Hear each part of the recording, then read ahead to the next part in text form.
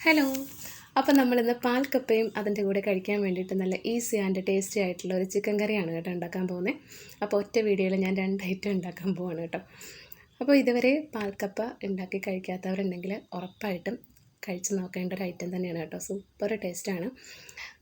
അപ്പോൾ ഞാൻ അധികം സംസാരിക്കുന്നില്ല, നമുക്ക് വീഡിയോയിലേക്ക് പോകാം. അപ്പോൾ പാൽ കപ്പ ഉണ്ടാക്കാൻ വേണ്ടിയിട്ട് ഞാനിവിടെ 1 കിലോ കപ്പയാണ് കേട്ടോ എടുത്തിരിക്കുന്നത്. അത് നമുക്കൊന്ന് കട്ട് ചെയ്തെടുക്കണം. കട്ട് ചെയ്യുന്നതിന് പ്രത്യേകിച്ച് എന്താ പറയുക, ഷേപ്പും കാര്യങ്ങളൊന്നും വേണ്ട. നമ്മൾ നന്നായിട്ട് ഉടച്ചെടുക്കുന്നതാണ് കേട്ടോ ഈ കപ്പ. അതുകൊണ്ട് തന്നെ നമുക്ക് എങ്ങനെയാണെങ്കിലും എന്താ പറയുക, വെട്ടി നുറുക്കിയൊക്കെ എടുക്കാം കേട്ടോ. പ്രത്യേകിച്ച് അതിന് ഷേപ്പും കാര്യങ്ങളൊന്നും വേണ്ട. അപ്പോൾ തൊലിയൊക്കെ കളഞ്ഞിട്ട് നമ്മൾ നന്നായിട്ട് കട്ട് ചെയ്ത് എടുക്കുന്നുണ്ടേ. കപ്പ നമ്മൾ വേവ് നോക്കിയിട്ടൊക്കെ എടുക്കുക കേട്ടോ. ഭയങ്കര വേവുള്ള കപ്പയാണെങ്കിൽ അതനുസരിച്ച് നമ്മൾ വേവിച്ചെടുക്കേണ്ടി വരും. വേവ് കുറഞ്ഞ കപ്പയാണെങ്കിൽ കുറച്ചുകൂടി ഈസി ആയിരിക്കും, നമുക്ക് പെട്ടെന്ന് തന്നെ ഉണ്ടാക്കിയെടുക്കാൻ പറ്റും. അപ്പോൾ നന്നായിട്ട് ആ കപ്പയൊക്കെ ഞാൻ കഴുകി എടുത്തിട്ടുണ്ട് കേട്ടോ. ഇതിനകത്ത് മണ്ണൊന്നും ഇല്ലാണ്ട് നന്നായിട്ട് നമ്മൾ കഴുകിയെടുക്കണം. ഒരു അരിപ്പ പാത്രം ഉണ്ടെങ്കിൽ കുറച്ചുകൂടി എളുപ്പമാണെന്ന് തോന്നുന്നു നമുക്ക് ഈ കപ്പയൊക്കെ കഴുകിയെടുക്കാൻ വേണ്ടിയിട്ട്. അപ്പോൾ എന്തായാലും ഞാൻ ഒരു 3-4 വട്ടം നന്നായിട്ട് കഴുകി കപ്പയൊക്കെ എടുത്തിട്ടുണ്ട്. ഇനി നമുക്കിതുണ്ടല്ലോ കുക്കറിൽ വെള്ളം ഒഴിച്ചിട്ട് ആദ്യം 1 മിനിറ്റ് കപ്പ ഇട്ടതിന് ശേഷം 1 മിനിറ്റ് ഉപ്പൊന്നും ഇടാണ്ട് തന്നെ ഒന്ന് തിളപ്പിക്കണം. എന്നിട്ട് ആ വെള്ളം നമ്മൾ ഊറ്റിക്കളയണം കേട്ടോ. എന്നിട്ടാണ് നമ്മൾ രണ്ടാമത് വെള്ളവും അതേപോലെ തന്നെ ആവശ്യത്തിന് ഉപ്പും ഇട്ടിട്ട് ഇത് വേവിച്ചെടുക്കുന്നത്. അപ്പോൾ ആദ്യം കുറച്ച് വെള്ളം ഒഴിച്ച് കപ്പ 1 മിനിറ്റ് ഒന്ന് തിളപ്പിക്കുക, ആ വെള്ളം കളയുക. എന്നിട്ട് രണ്ടാമതേ കുറച്ചുകൂടി വെള്ളം ഒഴിച്ച് നമ്മളിത് വേവിച്ചെടുക്കുക. അപ്പോൾ ഒരു 2 വിസിലിനുള്ളിൽ എനിക്കിത് വെന്ത് കിട്ടിയിട്ടുണ്ടായിരുന്നു കേട്ടോ. അപ്പോൾ അങ്ങനെ തിളപ്പിച്ച് കളയാത്തവരും ഉണ്ട് കേട്ടോ. 1 മിനിറ്റ് ഞാൻ പറഞ്ഞല്ലോ തിളപ്പിച്ച് കളയണമെന്ന്. അങ്ങനെ കളയാത്തവരുണ്ട്. നേരെ ഡയറക്റ്റ് കുക്കറിലിട്ടിട്ട് നമുക്ക് പെട്ടെന്ന് വേവിച്ചെടുക്കാം. പക്ഷേ ആദ്യം ഒരു വട്ടം കപ്പയിട്ട് ഇങ്ങനെ തിളപ്പിച്ച് വെള്ളം കളയുന്നത് നല്ലതാണെന്ന് പറയാറുണ്ട്. അപ്പോൾ അതുകൊണ്ട് ഞാനങ്ങനെ ചെയ്യാറുണ്ട്. അപ്പോൾ താല്പര്യം ഉണ്ടെങ്കിൽ ചെയ്താൽ മതി കേട്ടോ. എന്നിട്ട് കപ്പ ഒന്ന് ഉടച്ചെടുക്കണം. അപ്പോൾ ഞാൻ നന്നായിട്ടൊന്നും ഉടച്ചെടുത്തില്ല, കുറച്ച് എന്താ പറയുക, കടിക്കാനുള്ള ഭാഗത്തിന് കുറച്ച് കപ്പയൊക്കെ ഇട്ടിട്ടുണ്ടായിരുന്നു കേട്ടോ. ഭയങ്കര ഫൈനായിട്ടൊന്നും ഞാൻ ഉടച്ചിട്ടുണ്ടായിരുന്നില്ലേ. പക്ഷേ പാൽക്കപ്പ എന്ന് പറയുമ്പോൾ നന്നായിട്ട് ഉടയ്ക്കുന്നതാണ് നല്ലത്. പക്ഷേ കുഴപ്പമില്ല, ഈ രീതിയിൽ ചെയ്തിരുന്നാലും മതിയാവും. ഇനി നമുക്കിതിലേക്ക് ഒരു 2.5 കപ്പ് തേങ്ങാപ്പാലാണ് കേട്ടോ. അപ്പം പിന്നെ ഞാൻ പറയാൻ മറന്നുപോയി, നമ്മൾ വേണമെന്നുണ്ടെങ്കിൽ വെള്ളം ഒഴിച്ച് വേവിക്കുന്നതിന് പകരം നമുക്ക് കുറച്ച് തേങ്ങാപ്പാൽ ഒഴിച്ച് വേണമെങ്കിലും കുക്കറിൽ ഈ കപ്പ വേവിക്കാം കേട്ടോ. അപ്പം ഞാൻ ഇവിടെ 2.5 കപ്പ് തേങ്ങാപ്പാൽ അത്യാവശ്യം കട്ടിക്ക് എടുത്തിട്ട് അതൊഴിച്ചിട്ട് ആ കപ്പയിലേക്ക് നന്നായിട്ട് ഈ തേങ്ങാപ്പാലൊക്കെ പിടിക്കുന്ന രീതിയിൽ ഒന്ന് തിളപ്പിച്ചെടുക്കണം. കുറഞ്ഞ തീയിൽ വെച്ചാൽ മതി, ഒരുപാട് കൂട്ടിയൊന്നും വെക്കേണ്ട. കുറഞ്ഞ തീയിൽ വെച്ചിട്ട് നമ്മളിത് നല്ലതുപോലെ ഒന്ന് തിളപ്പിച്ചെടുക്കണം കേട്ടോ. എന്നിട്ട് വേണമെന്നുണ്ടെങ്കിൽ നമുക്ക് ഒന്നുകൂടിയൊക്കെ തവി വെച്ചിട്ട് ഒന്ന് ഉടച്ചു കൊടുക്കാം. നന്നായിട്ട് ഉടച്ചു കൊടുക്കണമെന്നുണ്ടെങ്കിൽ അങ്ങനെ എടുക്കാം കേട്ടോ. അപ്പോൾ ഞാൻ മുന്നേ പറഞ്ഞ പോലെ തന്നെ ഞാൻ കുറച്ച് കപ്പ കടിക്കാനുള്ള രീതിയിൽ ഇട്ടിട്ടുണ്ടായിരുന്നേ.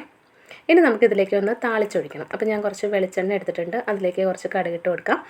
ഒരു 1.5 ടീസ്പൂൺ കടുക് ഞാൻ ഇട്ട് കൊടുത്തിട്ടുണ്ടേ. പിന്നെ 2 വറ്റൽമുളക്, അതുപോലെ തന്നെ ചെറിയ ഉള്ളി, ഒരു 2-3 പച്ചമുളകും റൗണ്ടിൽ കട്ട് ചെയ്തതും. ചെറിയ ഉള്ളിയൊക്കെ നമുക്ക് കൂടുതൽ എടുക്കണമെങ്കിൽ കൂടുതലെടുക്കാം, അതൊക്കെ നമ്മുടെ താല്പര്യമാണ്. എത്ര അളവ് വേണമെന്നൊന്നുമില്ല. എന്നിട്ട് നന്നായിട്ടൊന്ന് ബ്രൗൺ കളറാകുന്നത് വരെ നമ്മളിത് എണ്ണയിലിട്ടിട്ടൊന്ന് ഇളക്കി എടുക്കണം കേട്ടോ. കുറഞ്ഞ തീയിൽ വെച്ചിരുന്നാൽ മതിയാവും, കൂട്ടിയൊന്നും വെക്കേണ്ട. ഒരു മീഡിയത്തിലിട്ടിട്ട് നന്നായിട്ടൊന്ന് എന്താ പറയുക, ബ്രൗൺ കളറാക്കുന്നത് വരെ ചെയ്തെടുത്തിരുന്നാൽ മതിയാവും. ഇനി നമുക്ക് ആ താളിച്ചത് ഇതിലേക്ക് അങ്ങ് ഇട്ട് കൊടുക്കാം. ഇട്ട് കൊടുത്തിട്ട് നമ്മളിത് ഒന്ന് അടച്ച് വെക്കണം കേട്ടോ. ഇപ്പോഴേ അങ്ങ് ഇളക്കരുത്, ഒന്ന് അടച്ച് വെക്കാം. അപ്പോൾ ഇനി നമുക്ക് ചിക്കൻ കറി കൂടി ഉണ്ടാക്കി എടുക്കണമല്ലോ അതിൻ്റെ കൂടെ കഴിക്കാൻ. അപ്പോൾ അതവിടെ ഇരിക്കട്ടെ. ഇനി നമുക്ക് ചിക്കൻ കറി ഉണ്ടാക്കാം. അപ്പോൾ ഞാൻ 1 കിലോ ചിക്കൻ നന്നായിട്ട് കഴുകി വൃത്തിയാക്കി എടുത്തിട്ടുണ്ട്. ഇതൊന്ന് ചെറുതായിട്ടൊന്ന് ഫ്രൈ ചെയ്തെടുക്കുന്നുണ്ട് കേട്ടോ. അപ്പോൾ ഒരു പാനിലേക്ക് ഞാൻ കുറച്ച് ഓയിൽ ഒഴിച്ച് കൊടുത്തിട്ട് അതിലേക്ക് 1 സ്പൂൺ ഇഞ്ചി വെളുത്തുള്ളി പേസ്റ്റല്ല, ഒന്ന് ചതച്ചെടുത്തിട്ടുള്ളതാണ് കേട്ടോ, അതിട്ട് കൊടുത്തിട്ടുണ്ട്. അത് ചെറുതായിട്ടൊന്ന് മൂത്ത് വരുമ്പോഴത്തേക്കുണ്ടല്ലോ നമ്മളിതിലേക്ക് കഴുകി വൃത്തിയാക്കി വെച്ചിരുന്ന ചിക്കൻ ഇട്ട് കൊടുക്കാമേ. അപ്പോൾ കുറച്ച് വലിയ പാത്രം എടുക്കുകയാണെന്നുണ്ടെങ്കിൽ നമുക്ക് ഒറ്റയടിക്ക് തന്നെ ചെയ്തെടുക്കാം. അപ്പോൾ ചിക്കൻ്റെ അളവനുസരിച്ച് കേട്ടോ. അപ്പോൾ കൂടുതൽ ചിക്കൻ ഉണ്ടെങ്കിൽ ഇതേപോലെ ഒറ്റ പാത്രത്തിൽ നമുക്ക് പെട്ടെന്ന് തന്നെ എടുക്കാൻ പറ്റും ചെയ്ത്. അപ്പോൾ അതിലേക്ക് 1 ടീസ്പൂൺ ഞാൻ മഞ്ഞൾപ്പൊടി ഇട്ട് കൊടുത്തിട്ടുണ്ട്. പിന്നെ ഒരു 1/2 സ്പൂൺ കുരുമുളകിൻ്റെ പൊടിയാണ് കേട്ടോ. പിന്നെ നമ്മൾ ഇട്ട് കൊടുത്തത് ഉപ്പാണേ. പിന്നെ 2 തണ്ട് കറിവേപ്പില കൂടി ഇട്ട് കൊടുക്കുന്നുണ്ട്. കുരുമുളക് ഭയങ്കര ഭസ്മം പോലെ പൊടിച്ചതല്ല, ഒന്ന് ചെറുതായിട്ട് തരികൾ നിർത്തി പൊടിച്ചെടുത്തിട്ടുള്ളതാണ് കേട്ടോ.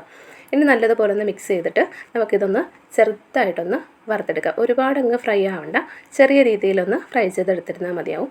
നമുക്കിത് കാണാൻ പറ്റും. നമ്മളൊന്ന് 2-3 മിനിറ്റ് കുറച്ച് മീഡിയം ഫ്ലെയിമിൽ വെച്ചിട്ട് ചെയ്തിരുന്നാൽ മതിയാവും. അപ്പം നമുക്കൊരു ബ്രൗൺ കളറ് ഇങ്ങനെ എടുക്കുമ്പോൾ അറിയാൻ പറ്റും. ഇതേപോലെ ചിക്കൻ്റെ പീസ് വന്നിരുന്നാൽ മതി. അപ്പോഴത്തേക്കും നമുക്ക് സ്റ്റൗ അങ്ങ് ഓഫ് ചെയ്ത് അതങ്ങ് മാറ്റി വയ്ക്കാം. ഇനി നമ്മളൊരു കുക്കർ എടുക്കുക. ആ വറുത്ത ചിക്കൻ്റെ എണ്ണയുണ്ടല്ലോ, അതാണ് ഞാൻ ഒഴിച്ചു കൊടുത്തിരിക്കുന്നത് കേട്ടോ. ഇനി ഇതിലേക്ക് ബാക്കിയുള്ള ഇഞ്ചി വെളുത്തുള്ളിയുടെ ക്രഷ് ചെയ്തതുണ്ടല്ലോ, അതങ്ങ് ഇട്ട് കൊടുക്കാം. 1 സ്പൂണിനടുത്തുണ്ടാവും, അതങ്ങ് ഇട്ട് കൊടുത്തിട്ടുണ്ട്. ഇനി ഞാനൊരു മീഡിയത്തിൽ ഉള്ള സവോളയാണ് കേട്ടോ, ഒരു 4 എണ്ണം എടുത്തിട്ടുണ്ടായിരുന്നു. നല്ല ചെറുതായിട്ട് കനം കുറച്ച് അരിഞ്ഞതാണേ. അത് നമ്മളിതിലേക്ക് ഇട്ട് കൊടുക്കാം. എന്നിട്ടൊന്ന് വഴറ്റിയെടുക്കണം. ആവശ്യത്തിനുള്ള ഉപ്പും കൂടി ഇട്ട് കൊടുത്തിട്ടുണ്ടേ. നല്ലതുപോലെ ഒന്ന് വഴറ്റിയെടുക്കണം കേട്ടോ.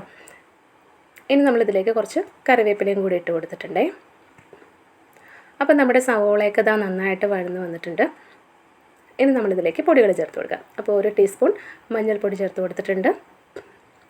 പിന്നെ മല്ലിപ്പൊടിയാണ് കേട്ടോ, ഒരു 2 സ്പൂണിനടുത്ത് മല്ലിപ്പൊടി, അതായത് ടീസ്പൂണാണ്, വലിയ സ്പൂണല്ല, ടീസ്പൂണാണ് ഇട്ട് കൊടുത്തിട്ടുണ്ട്.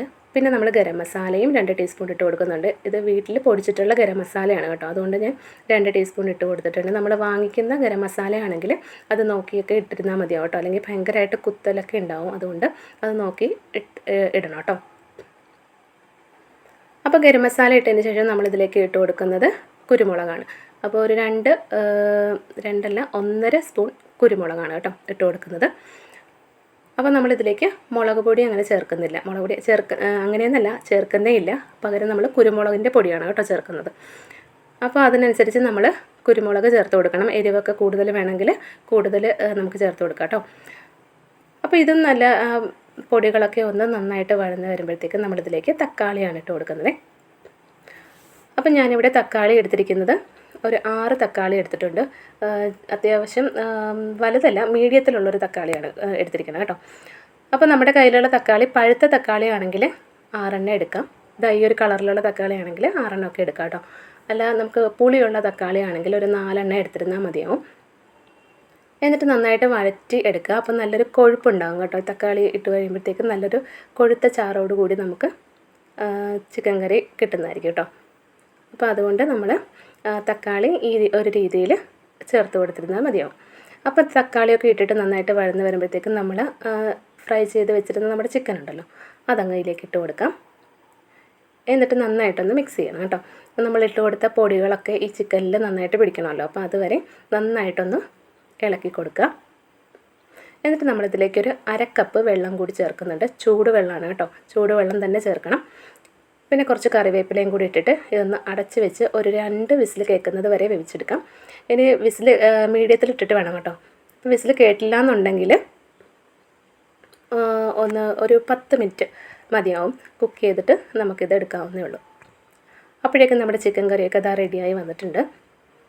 നമ്മൾ നന്നായിട്ടൊന്ന് ഇളക്കിയെടുക്കുക.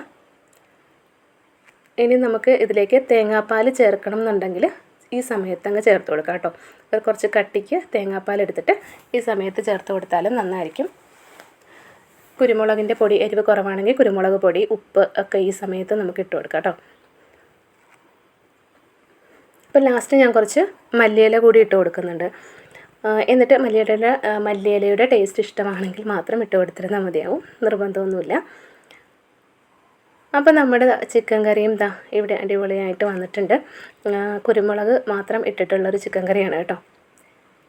അപ്പോൾ ഇനി നമ്മൾ അടച്ച് വെച്ചിരുന്ന നമ്മുടെ പാൽക്കപ്പ ഉണ്ടല്ലോ, അതൊക്കെ നമുക്ക് തുറന്ന് നോക്കാം.